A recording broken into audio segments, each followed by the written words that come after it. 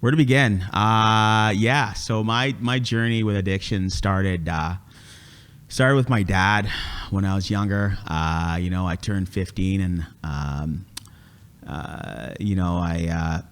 he had left, and he was missing for a month. We didn't know where he was, and he called, I guess, or somebody called from the hospital because his mouth was wired shut. He told us that he had fallen on the train tracks, but I'm pretty sure something else happened, and that was really messed up. My folks, they divorced right after that, and I remember being in high school and just like, I said like 2 words in high school. I was super shy. It's crazy. I don't know where this person came from, but I clinged on to anybody that showed me any kind of like affection or friendship. I struggled because I didn't have a strong father figure in my life. He was kind of like an absentee landlord, and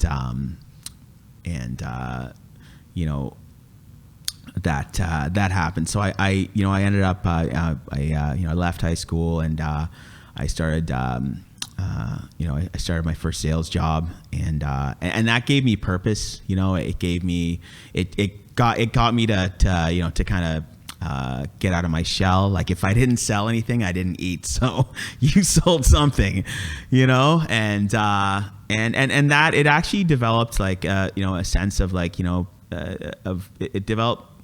gave me an identity, and that's what I thought my identity was, So I'd go sell things, and then I go drinking, and then I moved back to Ottawa. I was in a bunch of bands, and and I still didn't really feel like I belonged anywhere. I was that weird kid, and yeah, it was a bit bizarre, and anyway, so I moved out west to Vancouver, and I worked. I got involved in finance and stock promotion, and I worked for a guy for 4 years. When it came time to pay me out, he didn't. I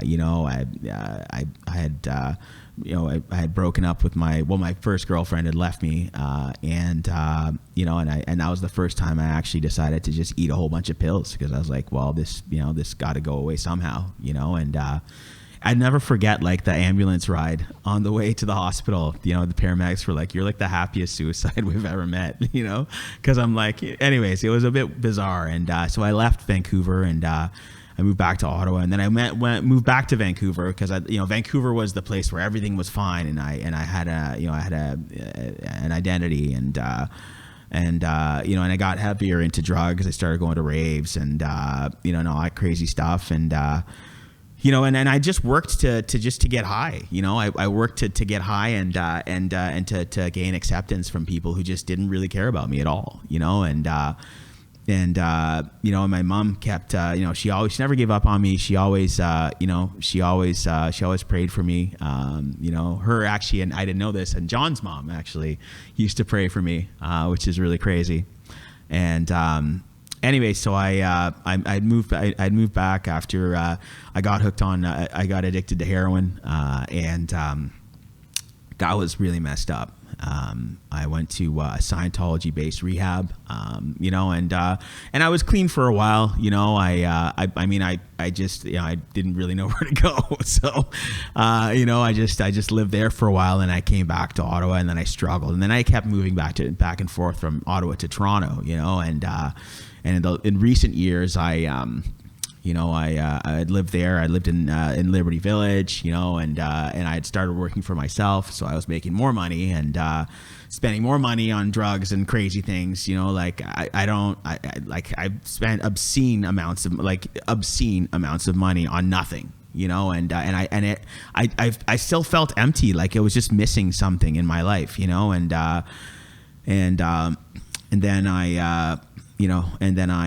then I was accused of something that I did not do, and that when I got arrested for the first time, and these people just didn't listen to me, I that's when things really started, to go downhill, and I felt like I was in limbo. I had no control over my life. So I just said, forget it. I don't care anymore.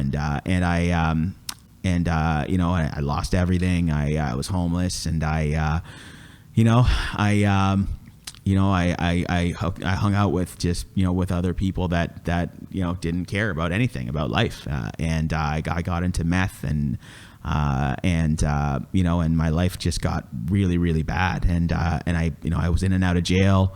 And then one day I walked into a motel room in Niagara Falls, and I got shot. My mom was walking the dog at like 4:00 in the afternoon. And I don't know if you've ever had to call your mom and tell her that you love her, and if you don't make it, I'm sorry.